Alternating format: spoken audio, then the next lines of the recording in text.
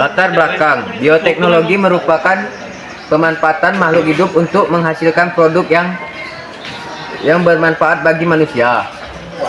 Dalam kehidupan sehari-hari, bioteknologi seringkali kita temui pada proses pengolahan makanan tradisional, contohnya pada proses pembuatan telur asin dan tempe. Kedua, makanan tersebut dibuat dengan memanfaatkan proses alami, memanfaatkan mikroorganisme. Pada proses pembuatan telur asin, proses pengawetan dilakukan dengan bantuan garam yang dapat menghambat pertumbuhan bakteri sehingga telur bisa bertahan lebih lama. Kedelai menggunakan jamur, menggunakan daun pisang sebagai bungkus tempe juga memiliki peran penting karena membantu menjaga kelembapan dan mendukung perkembangan jamur selama proses fermentasi.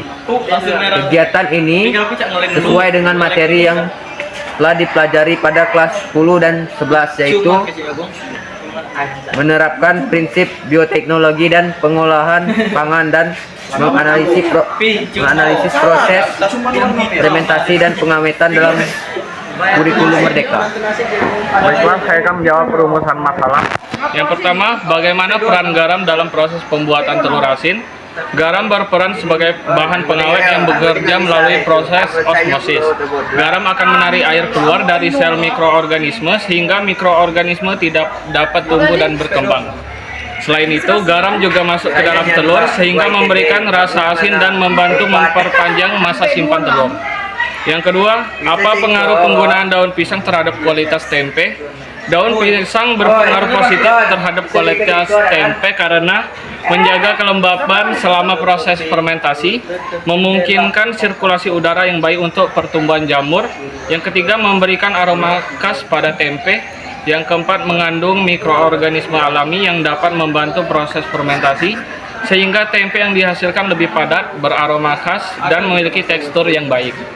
Dari praktikum ini yaitu untuk memahami proses bioteknologi konvensional pengawetan telur asin melalui mekanisme osmosis serta mengetahui cara pengolahan tempe yang dibungkus dengan menggunakan daun pisang agar menghasilkan tempe yang baik.